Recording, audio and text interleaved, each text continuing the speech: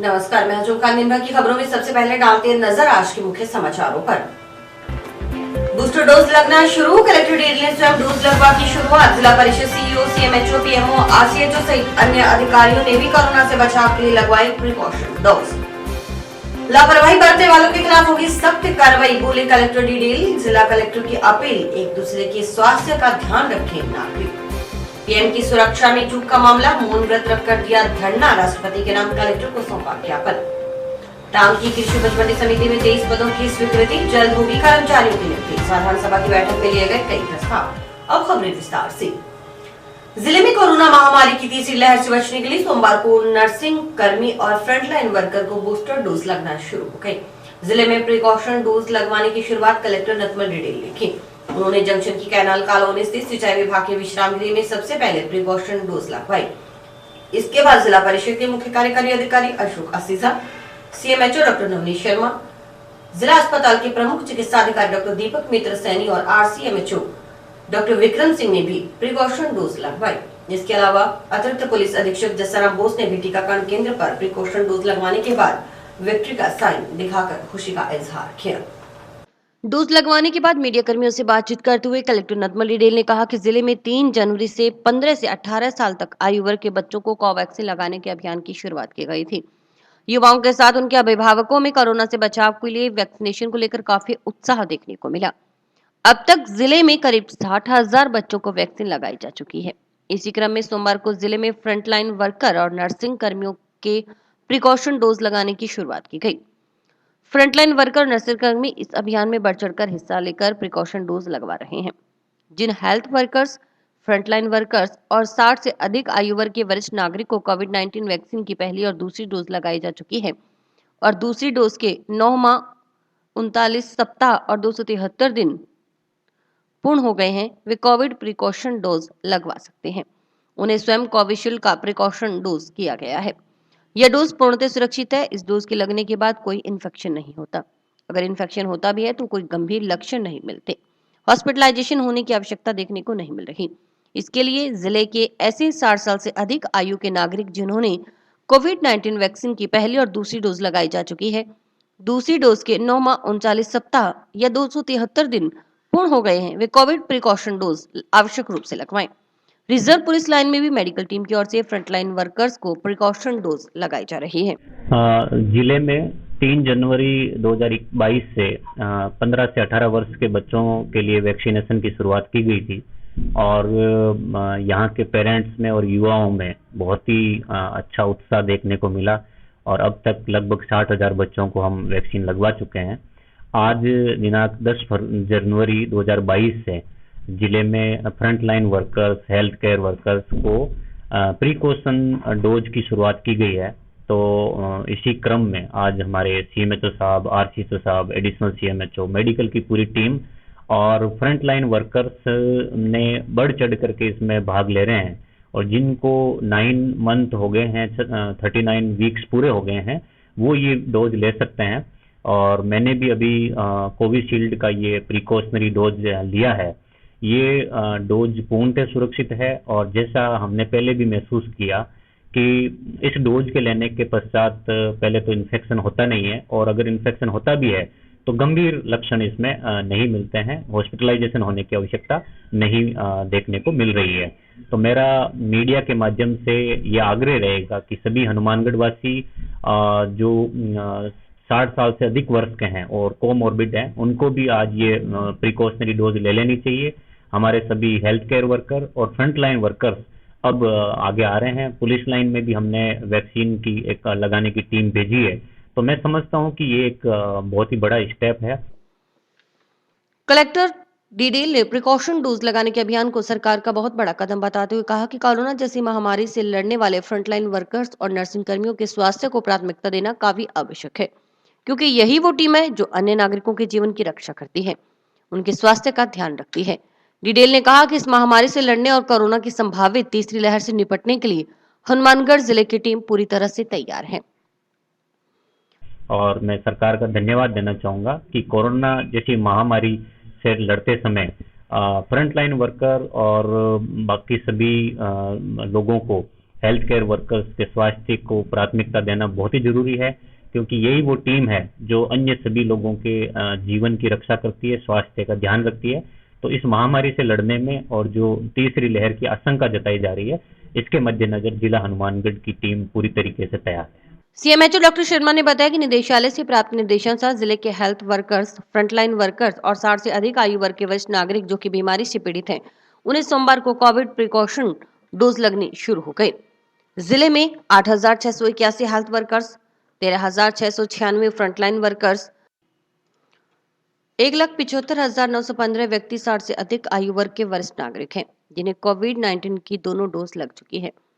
इसमें 60 से अधिक आयु के उन्हीं लोगों को टीका लगाया जाएगा जो कि बीमारियों से पीड़ित हैं और जिन्हें दूसरी डोज के 9वां या 39 सप्ताह पूर्ण हो गए हैं, उन्हें कोविड प्रिकॉशन डोज लगाई जानी है। सीएमएचओ ने बताया कि जिले में कोरोना की तीसरी लहर के केसों में बढ़ोतरी हो रही है। आमजन से अपील है कि वंचित नागरिक जल्द से जल्द अपना वैक्सीनेशन करवाएं। उन्होंने बताया कि पिछले साल फरवरी में दूसरी लहर के केस आने शुरू हो गए थे, लेकिन तीसरी लहर में जनवरी में भी केस मिल रहे हैं, जो चिंता का विषय है। सरकार की तरफ से प्रिकॉशन डोज भी स्टार्ट कर दी गई है आज 10 तारीख से। तो उसी के तहत आज माननीय जिला कलेक्टर महोदय, सीओ साहब, पीएमओ साहब, एडिशनल सीएमएचओ साहब, हमारे आरसीएचओ साहब, समस्त स्टाफ आज वैक्सीनेशन करवा रहे हैं।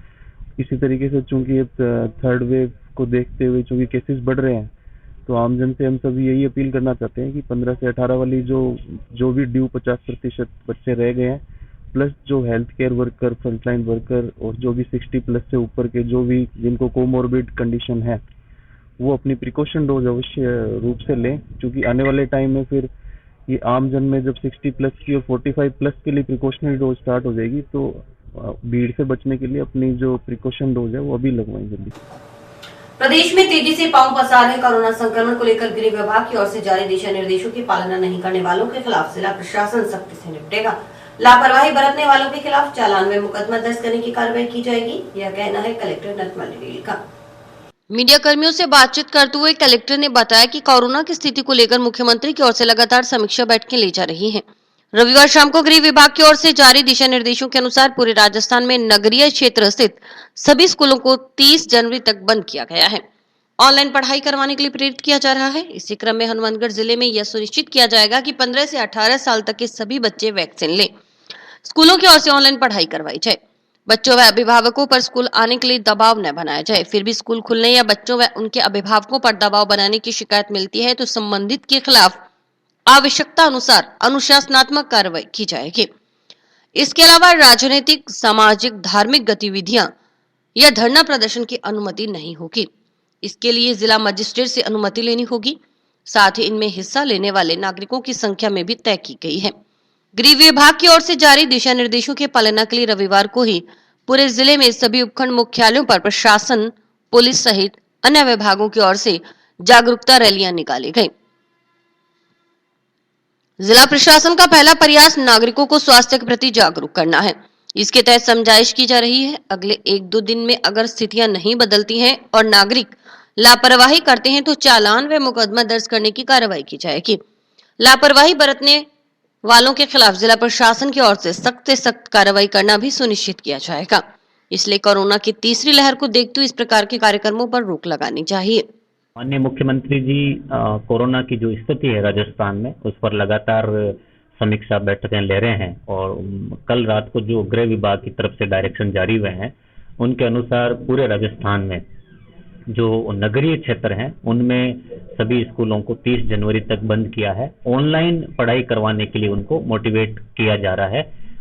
इसी क्रम में हम जिला हनुमानगढ़ में भी ये सुनिश्चित करेंगे कि 15 से 18 वर्ष के बच्चे वैक्सीन प्राप्त करें और स्कूल ने ऑनलाइन पढ़ाई कराएं। बच्चों पे और अभिभावकों पे किसी प्रकार का प्रेशर नहीं करें।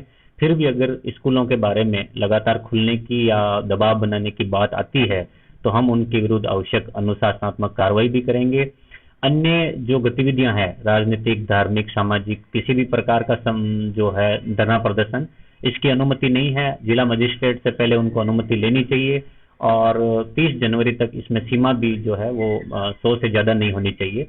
तो मेरा ये मानना है कि हमें कोरोना की तीसरी लहर को देखते हुए इस प्रकार के भी कार्यक्रम रोक लगानी चाहिए और सभी व्यक्ति एक दूसरे की हेल्थ का भी ध्यान रखें। धरना प्रदर्शन अभी चल रहे हैं और आयोजन भी हो रहे हैं डिपार्टमेंट की ओर से, उसको लेकर क्या रहेगा? इसमें जैसा आपने भी देखा कि कल पूरे जिले में सभी उपखंड मुख्यालयों पर पुलिस प्रशासन, चिकित्सा विभाग और सभी विभागों के साथ में जागरूकता रैलियां निकाली गई। हमारा पहला प्रयास है लोगों को स्वास्थ्य के बारे में जागरूक करना, समझाइश की जा रही है। अगले 1-2 दिन में अगर स्थितियां नहीं बदलती है, लोग फिर भी लापरवाही करते हैं, तो जिला प्रशासन जिनमें सबके पास में जो चालान की शक्तियां हैं, इवन FIR भी की जा सकती है और धारा 144 हम लगा चुके हैं। कुछ गतिविधियों को हमने रेस्ट्रिक्ट किया है, तो लगातार लापरवाही के मद्देनजर मैं ये सुनिश्चित करूंगा कि जिले में हम लोग सख्त से सख्त कार्रवाई भी करेंगे। टाउन में धान मंडी के नजदीक से सेंट्रल बैंक ऑफ इंडिया के ATM से रात्रि को अज्ञात जना लाखों रुपयों की नकदी चोरी कर ली गई। सोमवार सुबह बैंक कर्मचारी मौके पर पहुंचे तो घटना का पता चला। सूचना पर DSP प्रशांत कौशिक व टाउन पुलिस थाना प्रभारी दिनेश सारण ने मौका मुआयना किया। यह ATM central bank of India की शाखा के साथ ही संचालित है। चोरी की यह वारदात CCTV कैमरा की फुटेज में कैद हो गई। एक अज्ञात जना वारदात को अंजाम देता नजर आ रहा है। DSP प्रशांत कौशिक ने बताया कि सोमवार सुबह सूचना मिली कि टाउन में धान मंडी के नजदीक स्थित सेंट्रल बैंक ऑफ इंडिया की शाखा के ATM का लॉक खोलकर अज्ञात जना रुपए चोरी कर लिए। सूचना पर टाउन पुलिस थाना प्रभारी दिनेश सारण मौके पर पहुंचे। इसके बाद उन्होंने स्वयं मौके पर पहुंचकर घटना की जानकारी ली। बैंक अधिकारियों से बात कर पता लगाया जा रहा है कि कितने रुपए ATM से निकले हैं। CCTV कैमरे की फुटेज भी बैंक से ली गई। अन्य कैमरों की फुटेज जांची जा रही है। बैंक की ओर से डिटेल रिपोर्ट मिलने पर आगामी कार्रवाई की जाएगी। उधर पुलिस ने ATM के अंदर लगे CCTV कैमरे की फुटेज खंगाली तो नजर आया कि सोमवार अल सुबह करीबन 4:37 पर दस्ताने व नकाब पहना एक जना तेजी से ATM रूम में घुसा। उसने ATM मशीन का लॉक खोलने का प्रयास किया। इस दौरान वह ATM रूम से 2 बार बाहर भी गया और कुछ देर बाद दोबारा अंदर आया। करीब 4:51 पर वह लॉक खोलकर नकदी चोरी कर ले जाता हुआ दिखा। CCTV फुटेज में कैद हुई वारदात को अंजाम देने के तरीके से पुलिस यह अंदाजा लगा रही है कि अज्ञात जना काफी शातिर है, तभी वह ATM मशीन में तोड़फोड़ किए बगैर लॉक खोलकर आसानी से करीब 14 मिनट ही लाखों रुपयों की नकदी पर हाथ साफ कर गया। अभी तक की जांच पड़ताल में ATM रूम में घुसे शख्स की ओर से अकेले ही वारदात को अंजाम देने की बात सामने आई है। ATM से करीब 4 लाख रुपए की नकदी चोरी होने की बात भी सामने आ रही है।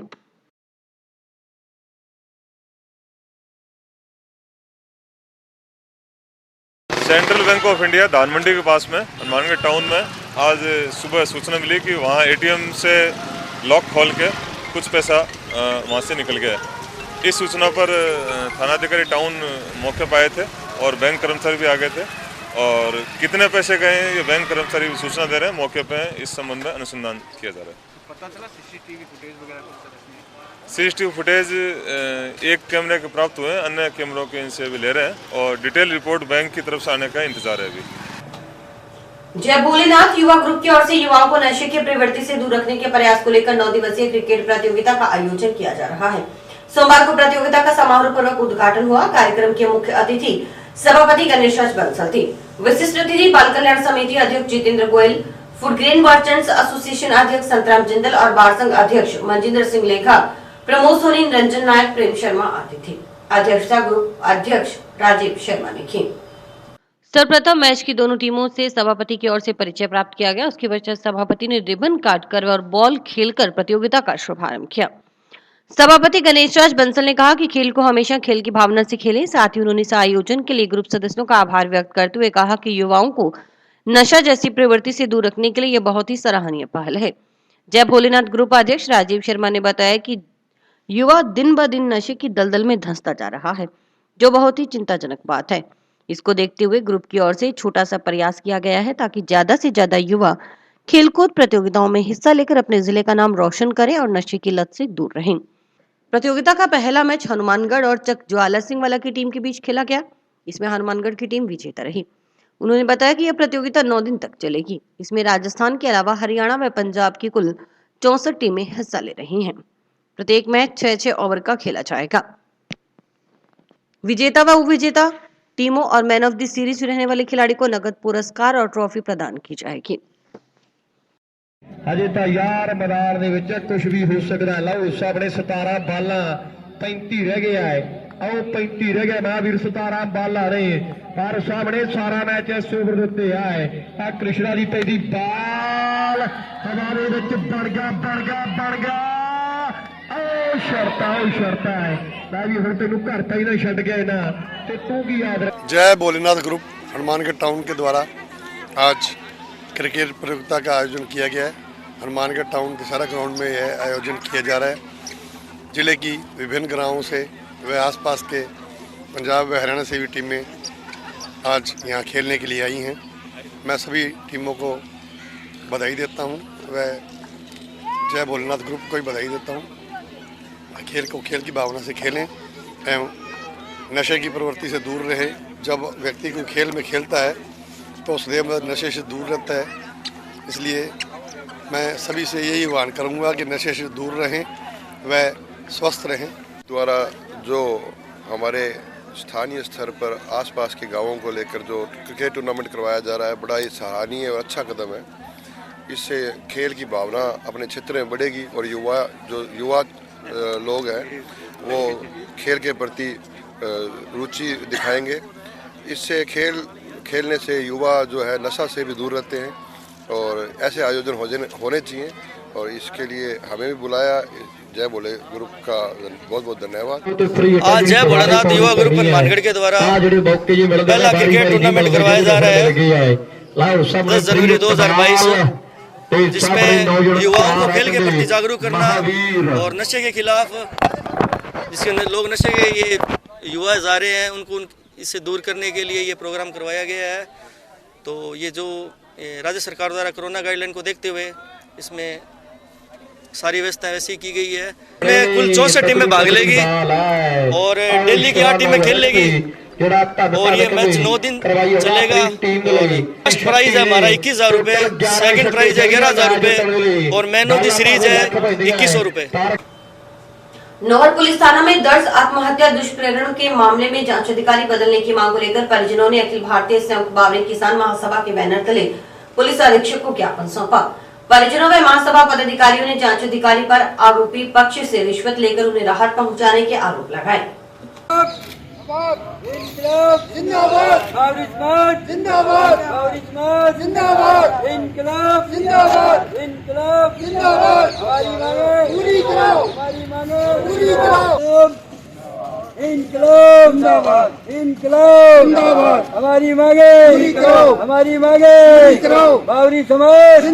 आज हमने एसपी साहब को ज्ञापन दिया है क्योंकि ये 29/10/2021 को 306 में नौर थाने में मामला दर्ज हुआ था, जिसमें क्या था कि मृतक था जो अपनी पत्नी से एक उसका जो नाजायज जिससे संबंध थे उससे परेशान था।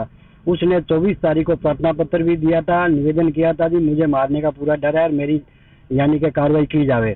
वो कार्रवाई नहीं हुई और 29 तारीख को वो अब घर के पानी की डिग्गी के अंदर मृत मिला था, जिसको हमने निकाल करके उसका पोस्टमार्टम कराया और पुलिस वहाँ उसकी मरग दर्ज कर दी थी। हमने मरग दर्ज नहीं करने दी, 306 में मामला दर्ज करवाया और उस आदमी के मोबाइल पे रिकॉर्डिंग ही हुई थी। उस रिकॉर्डिंग में बराबर वो एक सुभाष नाम का जो उसके औरत के साथ संबंध थे, एक उस औरत का भाई था राणा राम, एक राम कुमार और एक कलावती उसकी घरवाली, उनके फोन की रिकॉर्डिंग थी उनको धमकियां देते हुए। भाई 28 तारीख को दी थी कि जी हम तेरे को मारेंगे, हमारे को 15,000 रुपये रखना, हमारे हैं वहाँ पे। और उनके भैंसे के बाद रात्रि के किसी समय 28 तारीख को वो डिग्गी में डूब के मार गया। अब जो एसआई गोपीराम नौर थाने का वो कहता है जी उसको हमने सुनाई भी और रिकॉर्डिंग भी उसको दी, अब वो रिकॉर्डिंग में उसने गायब कर दी। अब कहता है जी उस मामले में कुछ नहीं बनता क्योंकि उसने भारी रुपए उनसे रिश्वत के तौर पे ले लिए, इसलिए जो मुस्तकीस है उनको कोई न्याय नहीं दे रहे हैं। इसलिए आज हमने एसपी साहब को निवेदन किया है कि उसकी जांच किसी अन्य अधिकारी से करवाई जाए और सही जांच करा जाए, नहीं तो हम एसपी कार्यालय के आगे जल्द ही आमरण अनशन रखने की घोषणा करते हैं। टाउन की कृषि उपज मंडी समिति की साधारण सभा की बैठक सोमवार को हुई। समिति अध्यक्ष अमर सिंह की अध्यक्षता में हुई बैठक में विधायक चौधरी विनोद कुमार भी मौजूद रहे। इसके अलावा समिति सचिव सीएल वर्मा व मंडी समिति सदस्य बैठक में शामिल थे। गत दिवस के लिए गए प्रस्तावों की पुष्टि करने के साथ शुरू हुई बैठक में मंडी में 178 निष्क्रिय अनुज्ञा पत्रों को निरस्त करने का निर्णय बैठक में लिया गया। मंडी में किसानों को जल व्यवस्था के लिए 2 जल रिक्शा खरीदने, किसानों व मजदूरों के बैठने के लिए मंडी यार्ड में आवश्यकता अनुसार नए बेंच खरीदकर स्थापित करने, पेड़ों की मरम्मत करवाने आदि निर्णय किए गए। मंडी समिति की बचत को ध्यान में रखते हुए गांव में मंडी समिति की ओर से किसान पथ का निर्माण करवाने पर भी सहमति बनी। इसके लिए सरकार को प्रस्ताव भिजवाया जाएगा। विधायक चौधरी विनोद कुमार ने कहा कि टाउन में नई कृषि उपज मंडी समिति बनने के समय कोई कर्मचारी नहीं था। राज्य सरकार ने 23 पदों की स्वीकृति दी। इसके लिए वे राज्य सरकार का धन्यवाद करते हैं। अब टाउन मंडी भी सुचारू रूप से काम हो सकेगा। उन्होंने कहा कि प्रयास रहेगा कि मंडी में आने वाले किसानों को किसी प्रकार की परेशानी का सामना न करना पड़े। अध्यक्ष अमर सिंह ने बताया कि मंडी में 3 प्याऊ बनाए जाने की स्वीकृति व्यापारियों को दे दी गई है। साधारण सभा की बैठक में मंडी में करीब 100 पुलिया बनाने का प्रस्ताव भी पास किया गया। उन्होंने कहा कि मंडी एक ऐसा मंच है जहां व्यापारी, किसान, मजदूर आता है। इन सब की सुविधाओं को ध्यान में रखते हुए सरकार की गाइडलाइन अनुसार वह सब सुविधाएं उपलब्ध करवाने का प्रयास मंडी समिति की ओर से किया जा रहा है। मंडी की साधारण सभा की मीटिंग हुई, सभी हमारे डायरेक्टर पधारे। इसमें पिछली मीटिंग में जो प्रस्ताव लिए थे उन सब की पुष्टि की गई। उपरांत इसके हम सरकार को चौधरी विनोद कुमार जी के माध्यम से, इनके प्रयासों से, जिस तरह का हमारी इस कृषि उपज मंडी में नई में 23 कर्मचारियों के नए पद स्थापन के लिए मैं सरकार को बहुत बहुत धन्यवाद देना चाहूँगा। इसके बाद जो भी काम पिछली मीटिंग में जो लिए, हमने 3 प्याऊ जो व्यापारी बनाना चाहते हैं उसकी हमने परमिशन दे दी है। गर्मियों में पानी के लिए हमने मतलब जो जल रिक्शा जो है वो खरीदने का प्रस्ताव लिया है। लगभग 100 पुलियाँ नई बनाने के लिए प्रस्ताव लिए हैं। और इसी तरह से जो बेंचेज, बैठने की जो सीटें हैं वो पूरी मंडी में ज़रूरत के अनुसार लगाएंगे। तो ये सभी जो है किसानों के लिए जिस तरह की सुविधाएं, धान मंडी जो है एक तरह से ये ऐसा मंच है, यहाँ व्यापारी भी आता है, किसान भी आता है, मजदूर भी आता है। तो सब के लिए जो सुविधा हम दे सकते हैं कृषि उपज मंडी की तरफ से सरकार की गाइडलाइन के अनुसार, वो सब सुविधाएं देने का ज़्यादा से ज़्यादा हम प्रयास कर रहे हैं। की साधारण सभा की बैठक हुई है जिसमें माननीय विधायक महोदय चौधरी विनोद कुमार जी भी मीटिंग में उपस्थित हुए। बैठक में निर्णय लिया गया है कि मंडी में निष्क्रिय 178 अनुज्ञा पत्र उनको निरस्त कर दिया जाए। मंडी में किसानों को जल व्यवस्था हेतु 2 जल रिक्शा खरीदे जाए। किसानों और मजदूरों के बैठने के लिए मंडी यार्ड में जहां भी किसानों को आवश्यकता है उस अनुसार देख करके और नए बेंच खरीदे जाएं। इसके अलावा पेड़ों की मरम्मत वगैरह कराई जाए। और इसी प्रकार से मंडी समिति की बचत को ध्यान में रखते हुए गांवों में किसान पथ है उनका निर्माण करवाया जाएगा। तो उसका भी हम अभी सर्वे शुरू कर देंगे करके और बचत के हिसाब से प्रस्ताव सरकार को भिजवाएंगे। गत बैठक में टाउन नई मंडी स्थापित होने के कारण यहाँ स्टाफ नहीं था, उसके लिए प्रस्ताव राज्य सरकार को भिजवाया था। तो गवर्नमेंट ने 23 पद स्वीकृत कर दिए यहाँ के। प्रधानमंत्री नरेंद्र मोदी की सुरक्षा में चूक की घटना से आक्रोशित भाजपा कार्यकर्ता सड़कों पर उतर आए हैं। इसी क्रम में पूरे देश भर के भाजपा अनुसूचित जाति मोर्चा के कार्यकर्ताओं की ओर से सोमवार को मौन व्रत रखकर जिला मुख्यालय पर धरने दिए गए। साथ ही राष्ट्रपति को ज्ञापन भेज इस घटना की जांच कर दोषियों के खिलाफ सख्त से सख्त कार्रवाई करने की मांग की गई।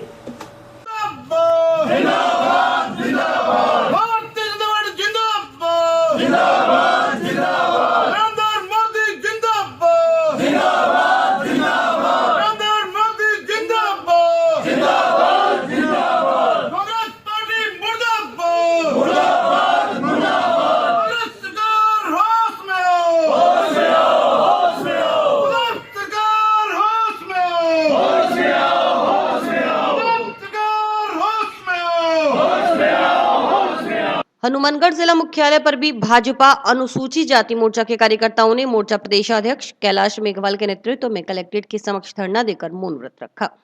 धरने के बाद कलेक्टर नतमल डिडेल को राष्ट्रपति के नाम ज्ञापन सौंपा गया। इस मौके पर प्रदेशाध्यक्ष कैलाश मेघवाल ने कहा कि प्रधानमंत्री नरेंद्र मोदी की सुरक्षा को पंजाब में जिस तरह से खतरे में डाला गया, इससे राजस्थान ही नहीं संपूर्ण देश का हर वर्ग आक्रोशित है। पीएम की सुरक्षा में चूक की घटना पंजाब सरकार के एक षड्यंत्र का हिस्सा थी, जो कांग्रेस सरकार की ओर से अपने आला कमान को खुश करने के लिए अंजाम दी गई थी। इसके खिलाफ भाजपा एससी मोर्चा की ओर से पूरे देश भर में जिला मुख्यालयों पर धरना लगाकर मौन व्रत रखा गया है और कलेक्टर के माध्यम से राष्ट्रपति को ज्ञापन भेज संपूर्ण घटनाक्रम की जांच करवाने की मांग की जा रही है। इस मौके पर जिला अध्यक्ष बलवीर बिश्नोई, पीलीबंगा विधायक धर्मेंद्र मोची, भाजपा नेता अमित साहू सहित नगर मंडल कार्यकर्ता व भाजपा कार्यकर्ता उपस्थित रहे। देश के लोकप्रिय प्रधानमंत्री श्री नरेंद्र मोदी जी की पंजाब यात्रा के दौरान 5 जनवरी को जिस प्रकार से पंजाब सरकार की लापरवाही के कारण से षड्यंत्र पूर्वक उनकी सुरक्षा को खतरे में डाला गया, यह घटना एक बहुत गलत घटना हुई। पूरा देश उद्वेलित है। गरीब, मजदूर, किसान और दलित समाज के मसीहा के रूप में जिस प्रधानमंत्री की पहचान है, सबसे लोकप्रिय जो नेता हैं, ऐसे नेता की सुरक्षा को खतरे में डालना ये पंजाब सरकार की बड़ी लापरवाही नहीं, हमको इस घटना में षड्यंत्र की बू भी आती है। इसलिए एससी मोर्चा राजस्थान द्वारा आज हमने सभी जिला मुख्यालयों को धरना लगा करके और मौन व्रत करके प्रधानमंत्री जी की सुरक्षा के लिए राष्ट्रपति महोदय से ये मांग की है कि संपूर्ण घटनाक्रम की जांच हो और जो भी दोषी हैं उनको कड़ी से कड़ी सजा मिलनी चाहिए। पूरे देश में जो मैं सोशल मीडिया पर देख रहा हूँ, जो कांग्रेस एक नफरत की राजनीति कर रही है, वो देश के लिए बड़ी दुर्भाग्यपूर्ण है, क्योंकि राष्ट्र सर्वोपरि है और इसी विचार के साथ भारतीय जनता पार्टी काम करती है। नरेंद्र भाई मोदी अकेले कोई किसी पार्टी के प्रधानमंत्री न होकर देश और दुनिया के एक विश्व के सबसे बड़े नेता और इस सबसे बड़े लोकतंत्र के प्रधानमंत्री के साथ ऐसी घटना होना बहुत ही दुर्भाग्यपूर्ण है। इसलिए हमने महामहिम राष्ट्रपति जी से जरिए जिला कलेक्टर मार्फत हमने ये निवेदन किया, आग्रह किया है कि दोषियों के खिलाफ सख्त से सख्त कार्रवाई हो। और आपके माध्यम से मैं कांग्रेस को चेताता हूं कि जो नफरत की राजनीति इस देश में फैलाना चाहते हैं, यह देश कभी स्वीकार नहीं करेगा। और अभी वक्त है एक ब्रेक का।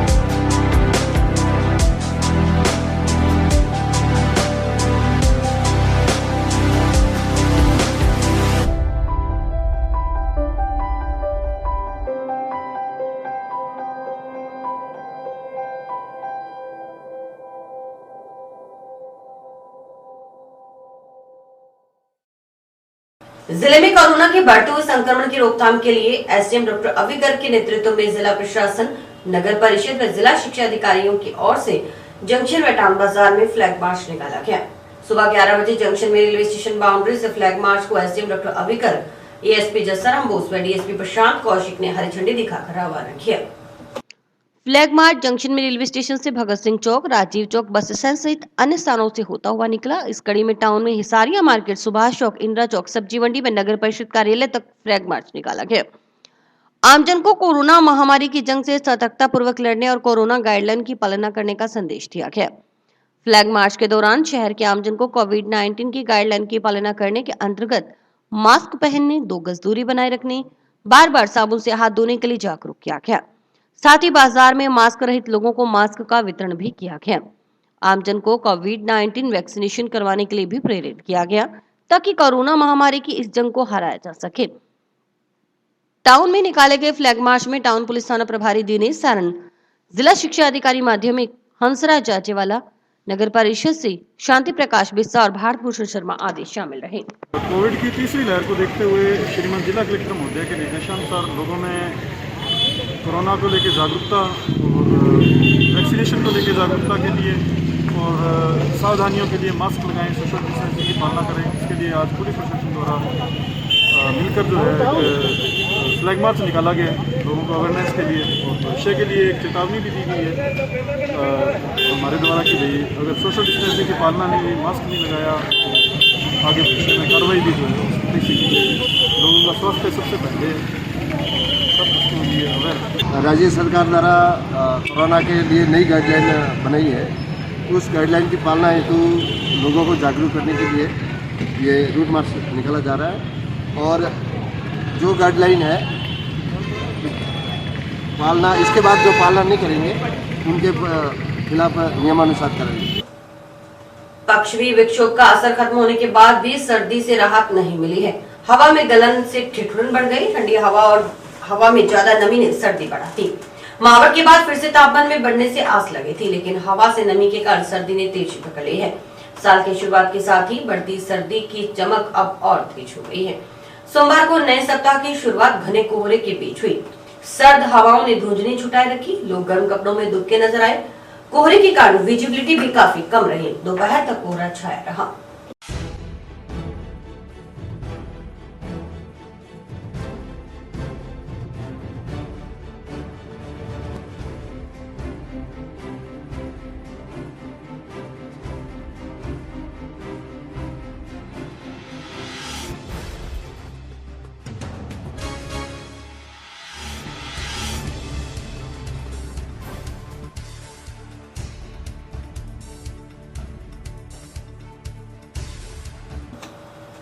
गांव पक्कासाना में बनवाला के बीच तेज रफ्तार कार ओवरटेक करने के चक्कर में आगे जा रही ट्रैक्टर ट्रॉली से भिड़ गई। हादसे में कार सवार एक युवक की मौत हो गई, जबकि 2 जने घायल हो गए। हादसा रविवार रात्रि को हुआ। सोमवार को सदर पुलिस ने शव पोस्टमार्टम करवा परिजनों को सौंप दिया। पुलिस कार चालक के खिलाफ मुकदमा दर्ज कर जांच में जुटी है।